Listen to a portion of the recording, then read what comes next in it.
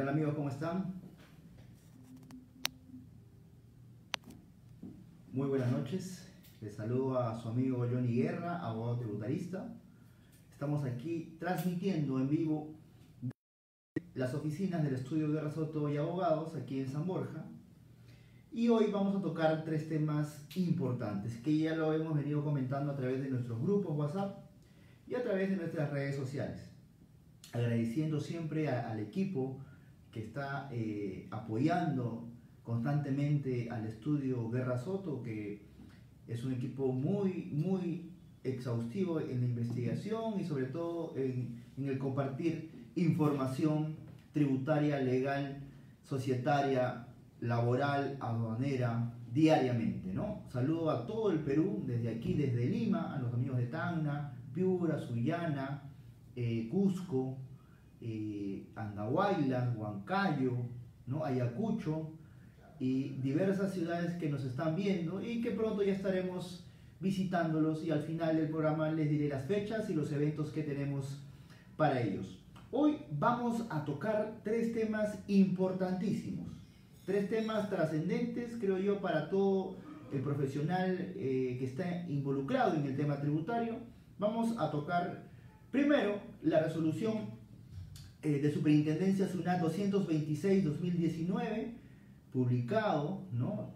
Recientemente, en la cual la SUNAT, entre otras modificaciones que ha hecho al régimen de gradualidad, ha incorporado a su régimen de gradualidad al numeral 10 del artículo 175 del Código Tributario. Eso vamos a comentarlo el día de hoy y qué consecuencias tiene y cómo debemos nosotros actuar ante una infracción vinculada a esa infracción prevista en el numeral 10 del artículo 175 del Código Tributario. Como segundo punto, vamos a analizar de manera concreta y precisa los aspectos relevantes, importantes, del incremento patrimonial no justificado como procedimiento que utiliza SUNAT para poder cobrar impuesto a la renta de las personas naturales, ¿sí? Vamos a tratar de manera concreta y directa cómo es que se fiscaliza un incremento patrimonial no justificado a personas naturales y cómo es que ustedes, señor empresario, contador, contadora, abogada, puede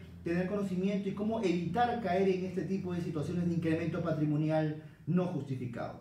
También vamos a hablar sobre el tratamiento tributario de los contratos de asociación en participación a raíz de una reciente jurisprudencia del Poder Judicial y cómo actualmente se viene tratando este tema trascendental para los que están involucrados en este tipo de contratos de asociación en participación.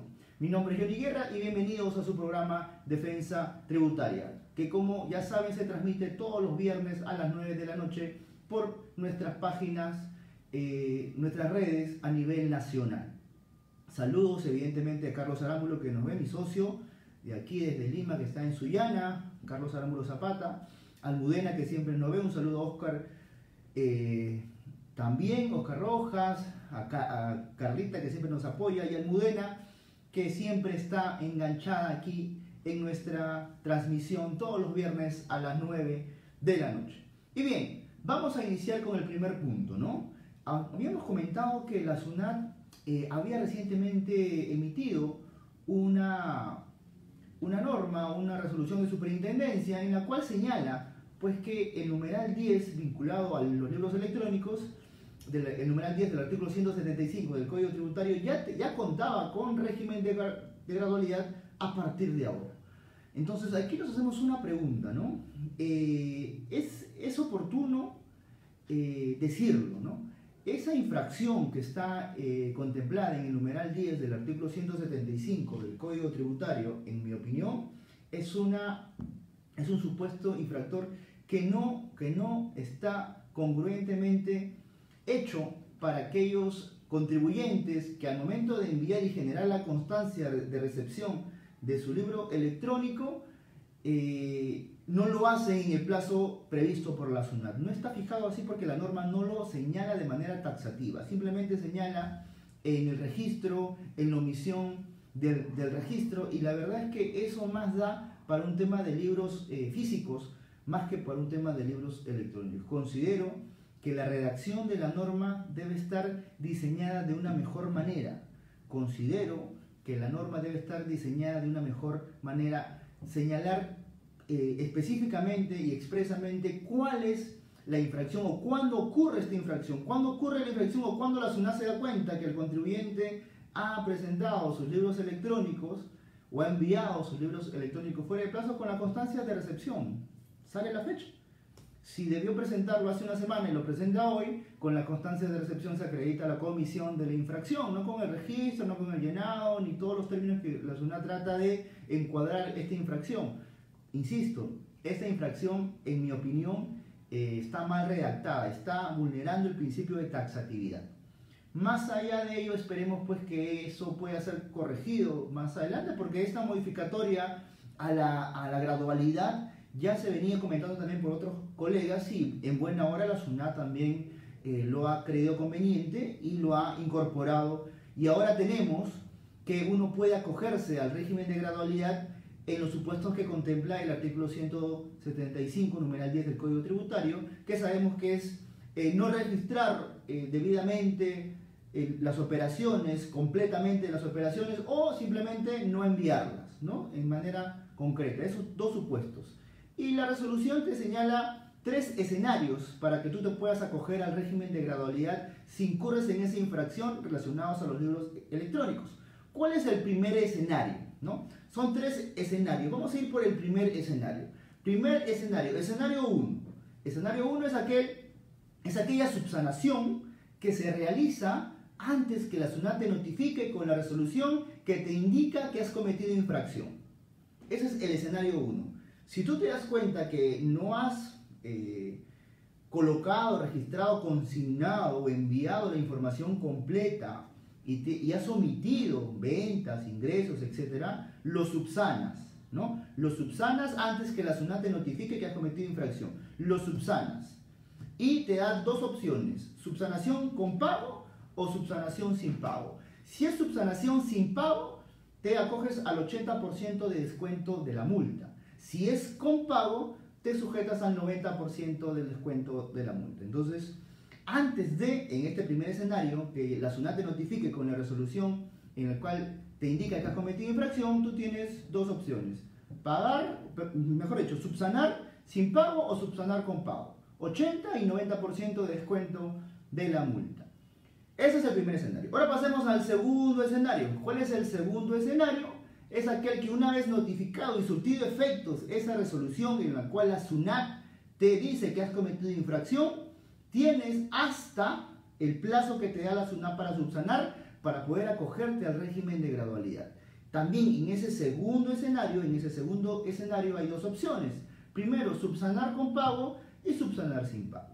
En el tema de, ya en este segundo escenario, si tú vas a subsanar, ¿no? Vas a rectificar o vas a enviar completamente la información omitida, te acoges al 50% que si subsanas sin pago.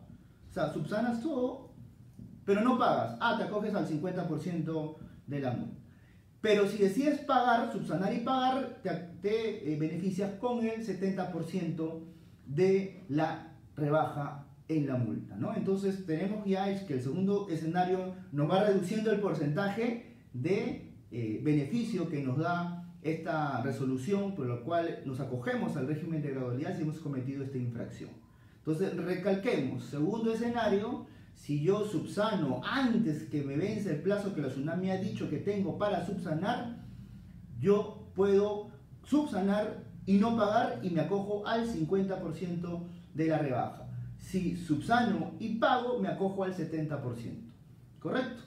Ahora bien, último escenario, último y tercer escenario, ¿no? Cuando ya la SUNAT me dio el plazo y no subsané, no pagué, al día siguiente te dice: tienes aún todavía la posibilidad de acogerte al régimen de gradualidad hasta el 7º día que yo te doy, ya cuando te notifico con la resolución de ejecución coactiva. Es decir, tengo desde el día siguiente de vencido el plazo que me da la SUNAT para subsanar, no lo hago, tengo desde el día siguiente, desde ese momento, hasta el día 7º de los 7 días que te da la SUNAT para que pagues la deuda una vez iniciada el proceso de cobranza coactiva. Es decir, con la notificación de la red, que te dan 7 días para pagar, el 7º día es el último día para acogerte. Ahí te da una sola opción que tú tienes que acogerte en ese momento para que accedas al 40% de la rebaja de la multa. Entonces, evidentemente tenemos 3 escenarios en esta innovación, en esta disposición reciente por la SUNAT, emitida por la SUNAT, que es la resolución de superintendencia 326-2019, emitida evidentemente el día de hoy. Y vamos a poder nosotros comentar esto en más detalle en el siguiente programa. Quería darles nada más el estado, cómo se está presentando, y evidentemente ustedes ya saben que es mejor adelantarnos a las situaciones que esperar que la SUNAT nos detecte una infracción, porque ahí evidentemente el descuento va a ser menor o el beneficio va a ser menor. ¿Sí? ¿Quedó claro esta primera parte? Les indico también que si ustedes nos dicen de qué lugar nos están escuchando, vamos a enviarles a más tardar el día lunes un compendio de jurisprudencia tributaria, la jurisprudencia más actual y más importante, por lo menos de estos últimos 2 años. La primera parte de este compendio lo vamos a enviar de manera gratuita a todos aquellos que nos comenten y que nos digan desde qué parte nos están viendo hoy viernes 9 de la noche, un poco más creo yo, 9, casi 9:30, desde el lugar en que se encuentren, coméntenos y les vamos a enviar jurisprudencia tributaria digital, ¿correcto?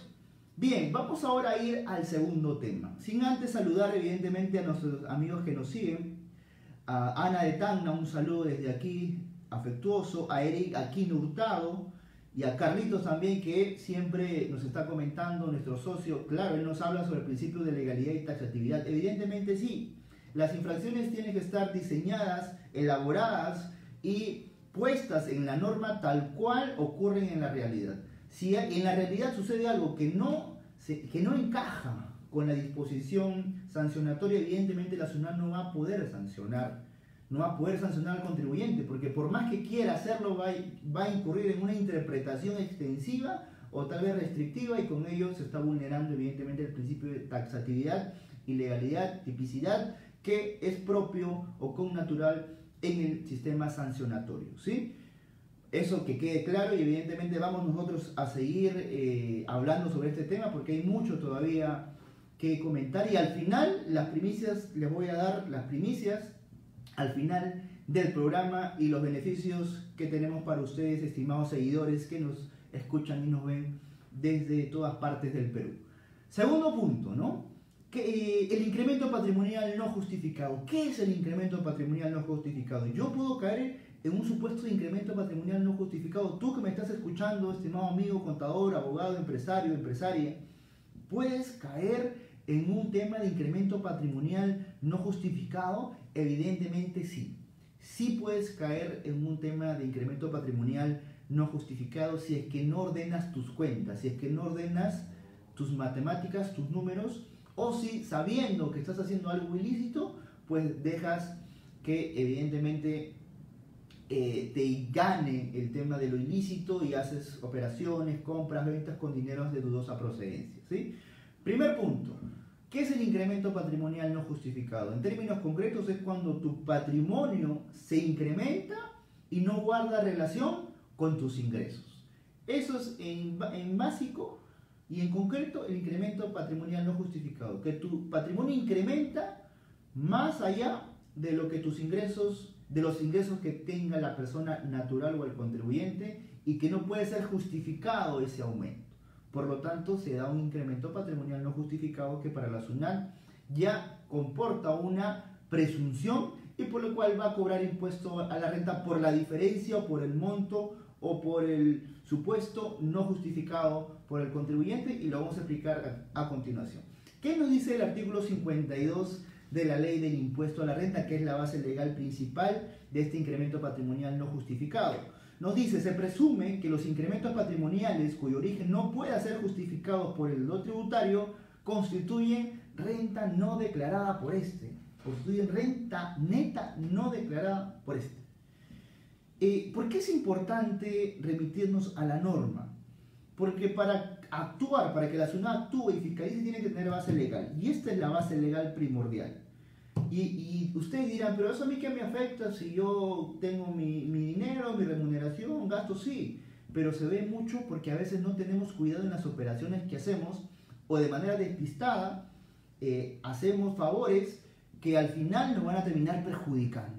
Por ejemplo, si ustedes tienen un amigo o un conocido que dice, ¿sabes qué, estimado amigo? Préstame tu cuenta bancaria porque la mía está bloqueada, tengo problemas financieros, etcétera, no quiero usar mi cuenta, pero como tú eres mi amigo, préstame tu cuenta bancaria para que te depositen ahí una suma que yo te voy a reconocer tal vez tu trajín de ir con la cuenta, con la tarjeta, y yo te voy a reconocer un porcentaje de lo que me depositen. Bueno, y tú, como eres un buen amigo, haces eso y al final te das cuenta que ese dinero era por tráfico ilícito de drogas, o ese dinero era por informalidad, o ese dinero era simplemente por temas de defraudación tributaria, no emitían comprobante de pago, hacían operaciones no bancarizadas, evidentemente no estaban dentro de la formalidad que exige la norma, y por lo tanto tú te ves en un tema de incremento patrimonial porque van a ver, la SUNAT toma como referencia los depósitos en tus cuentas, los gastos que has tenido, los consumos. ¿Cómo es que tú has venido en un año recibiendo abonos que triplican o cuatriplican tus ingresos mensuales? Entonces eso no puede pasar por alto o no pasa por alto por la SUNAT. La SUNAT tiene detectores desde los notarios hasta los bancos para poder saber cuánto dinero tienes tú y cuánto dinero mueves. No creas que la SUNAT no se entera, evidentemente el ITF es un impuesto a las transacciones financieras que rápidamente te revela cuánto dinero mueve una persona o una empresa.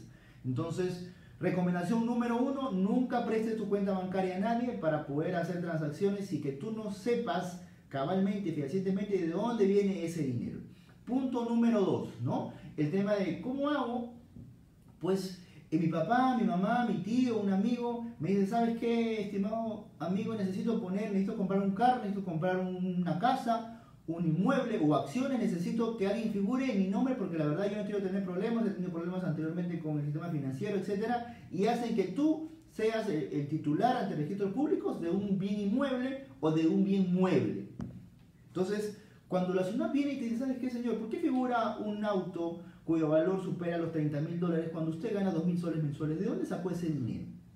Y usted, si usted le dice, mi amigo me dijo que me iba a poner como titular de ese inmueble, y cuando tú le hablas a tu amigo, tú dices, yo no sé de qué me estás hablando, ¿no? ¿Por qué? Porque tal vez ese dinero tiene un origen ilícito. Entonces, ¿cómo haces tú para acreditar? La SUNAT no te va a creer porque no vas a presentar documentación, que ahorita te voy a indicar cuál es la documentación que la SUNAT requiere según la norma para que pueda justificar o sustentar ese incremento patrimonial. Entonces, en ese escenario, lo que va a pasar es que la SUNAT te va a cobrar el impuesto de toda esa diferencia que tú no puedas justificar. ¿Qué dice la norma? Los incrementos patrimoniales no justificados no podrán ser acreditados ¿con qué? 1. Con donaciones recibidas u otras liberalidades que no consten en escritura pública o un documento fehaciente. B. Utilidades derivadas de actividades ilícitas, ¿no? Lo que le comentaba. C. El ingreso al país de moneda extranjera cuyo origen no esté debidamente sustentado. D. Los ingresos percibidos que estuvieran a disposición del deudor tributario pero que no los hubiera dispuesto ni cobrado, así como los saldos disponibles en cuentas de entidades del sistema financiero nacional o del extranjero que no hayan sido retirados. Y E. Otros ingresos, entre ellos los provenientes de préstamos que no reúnan las condiciones que señale el reglamento. O sea, los préstamos tienen que estar evidentemente en un contrato, con fecha cierta, formalizados, etc. Si tú no cuentas con esta documentación para sustentar la SUNAT, te va a cobrar el impuesto por toda la diferencia que tú no logres sustentar. ¿Sí? Entonces, mucho cuidado en este tema. La SUNAT tiene 2 métodos según la norma de poder determinar el incremento patrimonial no justificado, que es el método de adquisición y desembolsos, y el otro método es el balance más consumo. El primer método, en términos sencillos, quiere decir que pues la SUNAT mide todas tus adquisiciones, tus gastos, tus desembolsos y también todos tus pasivos debidamente acreditados. Hace el match, o sea, resta, y de ahí, si ve que no hay diferencia, porque está congruente, está conforme, y si hay diferencia, va a decir de dónde salió esa diferencia. Si hay más patrimonio que pasivo, hay algo que hay que no está ok, que no está bien, entonces la SUNAT te va a pedir sustentar. Si tú no logras sustentar, te va a cobrar el impuesto a la renta. Y el otro método, que es el balance más consumo, mide tu consumo del 1 de enero del ejercicio, por ejemplo, 2018, hasta el 31 de diciembre de 2018, ve tu variación patrimonial y a eso le añade el consumo y verifica si ha habido un incremento no justificado o no. Para ello la SUNAT te pide a ti justificar o sustentar. Si tú contribuyente no logras hacerlo, evidentemente vas a estar en un supuesto de incremento patrimonial no justificado. Mucho cuidado ahí, siempre transparentemos nuestros ingresos. Si somos comerciantes, otorguemos comprobante de pago, formalícense si ustedes todavía están en un supuesto de informalidad, háganlo, porque créanme que la informalidad al final es perjudicial, porque si la SUNAT se pone drástica con la fiscalía, lo pueden procesar por el delito de defraudación tributaria, evidentemente, ¿sí? Acá también nos comenta nuestro socio Carlos Arámbulo que los anticipos de herencia vía minuta se podrá sustentar el incremento patrimonial injustificado. Sí, claro que sí, ¿no? Porque el anticipo el anticipo de herencia está evidentemente tramitado ante un notario generalmente, y eso va a poder acreditar ese incremento patrimonial. Por ejemplo, si yo me compro una casa de $300.000, la SUNAT va a decir: oye, ¿de dónde sacaste ese dinero para comprarlo al contado? Bueno, señores, yo recibí una herencia de unas chacras allá en el norte que las vendí porque me dio mi abuelo, las vendí, con ese dinero compré ese edificio. Y ahí está sustentado. ¿Dónde está? En el testimonio que me entrega la notaría y en la inscripción en los registros públicos, que a mí me han otorgado una herencia, con ese dinero he podido comprar y por lo tanto está sustentado.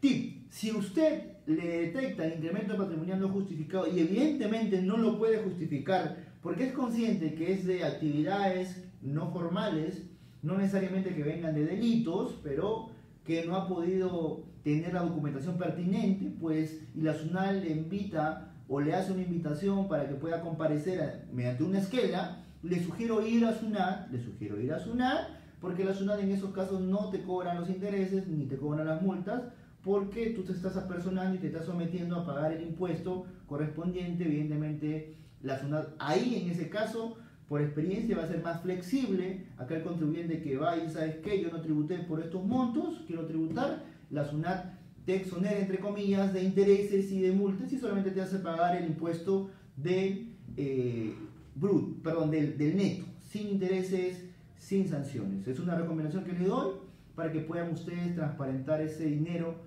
o ese patrimonio que no está justificado o cuyo dinero se originó por actividades que no podían ustedes sustentar en ese momento, ¿sí? Claro, evidentemente todo con sustento, como dice nuestro amigo Carlos Arámbulo. Y tercer y último punto es el contrato de asociación en participación. A los amigos que nos comenten les vamos a enviar también las sentencias emitidas por la Corte Suprema y por la Sala Superior en lo contencioso tributario, en la cual ha resuelto casos sobre contratos de asociación de participación y su tratamiento o implicancia tributaria. ¿En qué consiste el contrato de asociación de participación? Según la Ley General de Sociedades, artículo 440, señala que es el contrato por el cual una persona denominado asociante concede a otra u otras personas denominadas asociadas una participación en el resultado o en las utilidades de uno o varios negocios o empresas del asociante a cambio de determinada contribución. Concepto básico para este tipo de contratos de asociación y participación. Hay dos partes: asociante y asociado. El asociante es el dueño del negocio, es el que tiene el potencial, es el que maneja el negocio. Entonces, ¿qué necesita para ampliar tal vez su red, para ampliar o llegar a otros lugares donde no puede llegar porque no conoce, digamos, cómo es el ambiente comercial? Pues viene una persona, un asociado, se adhiere a él, al negocio de este asociante, y este asociante le paga de las utilidades una determinada contribución a raíz de lo que aporte este asociado, ¿no? En proporción de lo que aporte este asociado en bienes o en servicios. Puede ser un capital, puede ser un determinado bienes para implementar una sucursal, etcétera, ¿no? Y, perdón, el artículo 441 también señala, pues, que el asociante actúa en nombre propio y la asociación en participación no tiene razón social ni denominación. A diferencia del consorcio, este contrato de asociación y participación no forma una nueva persona jurídica. Ambos, asociante y asociado, actúan de manera independiente y solamente se unen para desarrollar un negocio, un proyecto o negocio. No es el consorcio que se unen y forman una persona jurídica o un ente con personería jurídica, sacan un RUC para poder actuar y desarrollar su actividad. No es así, no es como el consorcio y no hay que confundir. ¿Cuáles son las características principales? ¿Cuáles son las características principales del contrato de asociación y participación? Y se los comento de manera resumida, porque ojo, he visto y existen, y ustedes analicen si tienen casos similares, en los cuales se dice que hay una figura de asociación y participación por el simple hecho de haber firmado un contrato de asociación y participación, y eso no es así. No es todo lo que digan los papeles, sino lo que se aprecia en los hechos. Cuando la SUNAT verifique y fiscalice y vea que si bien tienes un contrato de asociación y participación y en la realidad lo que es un contrato de donación, de prestación de servicios, de cesión en uso, etcétera, te va a gravar con todos los impuestos habidos y por haber que hayas eludido, entre comillas, por no decir evadido, que hayas eludido a raíz de esta figura del contrato de asociación y participación, porque les voy a comentar cuáles son, entre comillas, los beneficios de este contrato de asociación y participación. Primero, las características.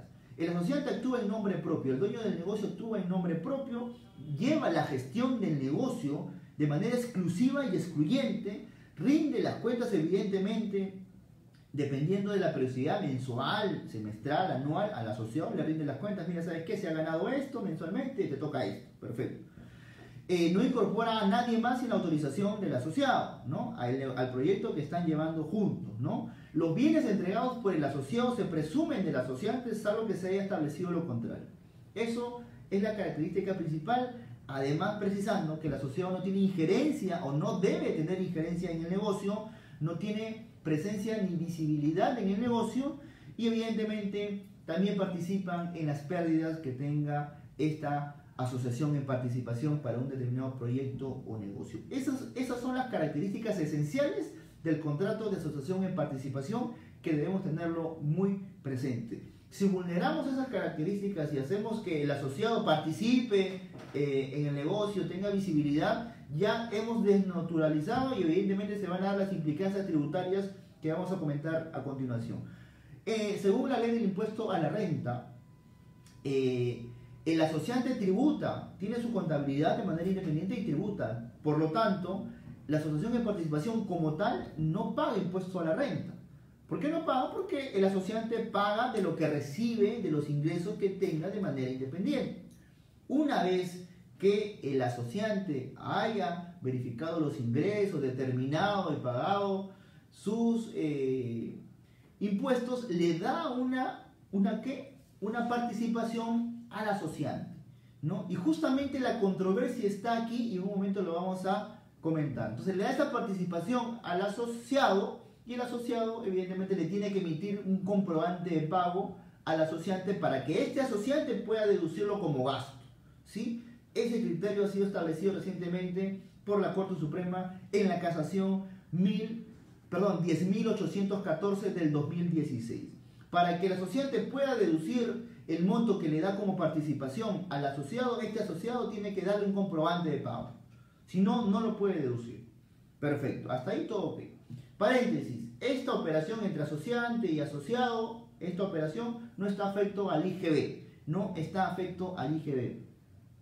Eso hay que tenerlo en cuenta. Bien, volviendo al impuesto a la renta, cuando el asociante le da el dinero, le da la participación al asociado, la pregunta es, ¿el asociado deberá tributar por ese dinero que recibe del asociante? Por ejemplo, ¿no? Acordaron el 10% de los ingresos, reciben 1.000 y tienen que darle 100. La pregunta es, de esos 100, ¿yo como asociado tengo que pagar impuesto a la renta? ¿No? Se ha quedado en un interrogante. Se entendería para algunos que a raíz de esta casación 10.814, el asociado debería pagar impuesto a la renta sobre esa distribución, sobre esa participación que le da el asociante. Debería tributar como renta de tercera categoría. Esa es una corriente, es una opinión. La otra posición es que no debería pagar impuesto a la renta. ¿Por qué? Porque el asociante ya tributó y le está dando el dinero ya libre de tributos. Libre de tributos. Por lo tanto, no tendría por qué tributar porque sería una tributación doble. Entonces yo, opinión personal, me o me adhiero, apoyo la segunda posición que dice que ya no debería el asociado tributar por el monto que le da el asociante, porque sería tributar doble, porque el asociante se entiende que ya tributó, ya pagó, le está dando simplemente la parte que acordaron según el contrato. Entonces, estimados amigos, es muy importante, por eso es muy importante poder conocer jurisprudencia tributaria, jurisprudencia emitida por la Corte Suprema. Le voy a dar el número de la RTF que señalaba pues que el asociado no debería pagar impuesto a la renta por el dinero, por la participación, por la distribución que le da el asociante, que es la RTF 6372 del 2017, 6372 2017, RTF emitida por el Tribunal Fiscal. Descárguenla y léanla, les sugiero leerla porque es un tema muy importante. Y la casación es la 10.814 del 2016, que habla del contrato de asociación y participación. Escríbanos en interno y le vamos a pasar las sentencias, esta casación que les he comentado del año 2016 y también la sentencia de Sala Superior, donde de manera muy concreta, puntual, analiza las características del contrato de asociación y participación y nos dice cuándo se desnaturaliza. Y evidentemente se desnaturaliza cuando no se cumplen las características y por lo tanto la SUNAT, si verifica eso, te va a cobrar IGB, te va a cobrar impuesto a la renta y vas a salir más endeudado por no tener un verdadero conocimiento de cómo es el tratamiento tributario y legal del contrato de asociación en participación. ¿Sí? Saludos nuevamente a nuestros amigos que nos están viendo. Un saludo de aquí desde Lima. Estamos transmitiendo en vivo desde las oficinas del estudio Guerra Soto y Abogados.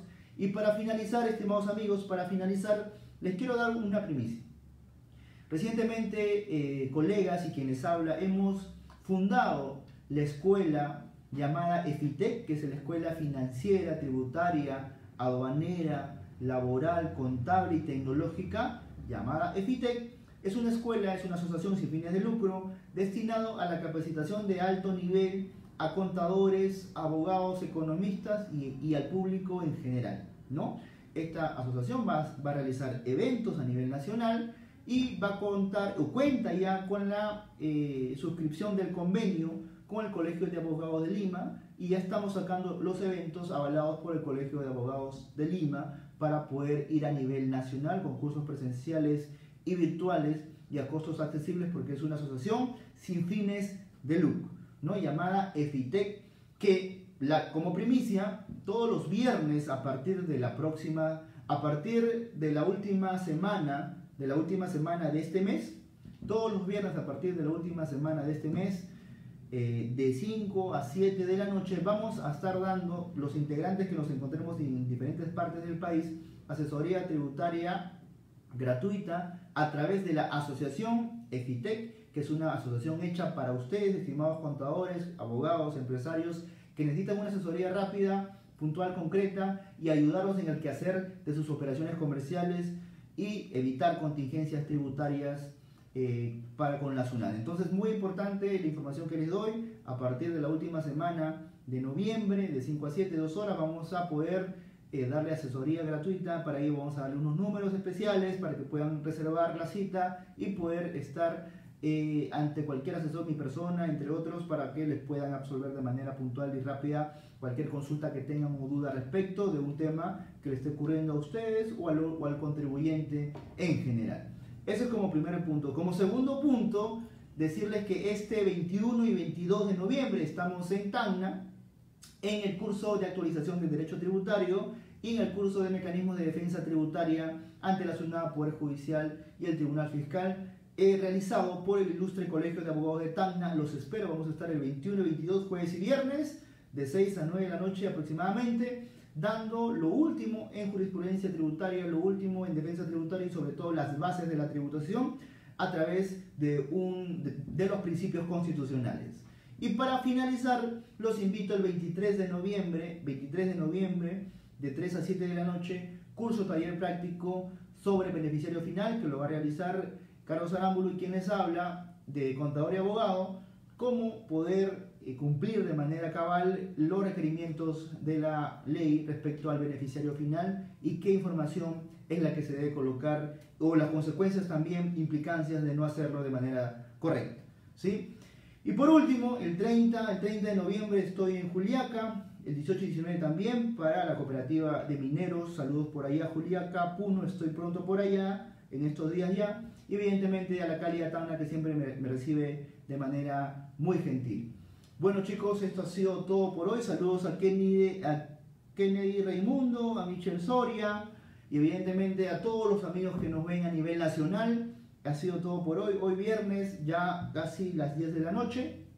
Y espero que puedan compartir esta transmisión con sus compañeros en sus redes sociales. Y cualquier consulta que tengan o cualquier tema que quieren que toquemos la próxima semana, lo vamos a hacer de este programa de defensa tributaria, analizar los casos que ustedes crean convenientes para poder llegar así a todos nuestros amigos contadores, empresarios y abogados que quieran seguir capacitándose a nivel nacional. Pronto se viene un gran congreso, ¿no? Además del cierre contable y tributario, se viene un gran congreso que ya les daré más detalles pronto.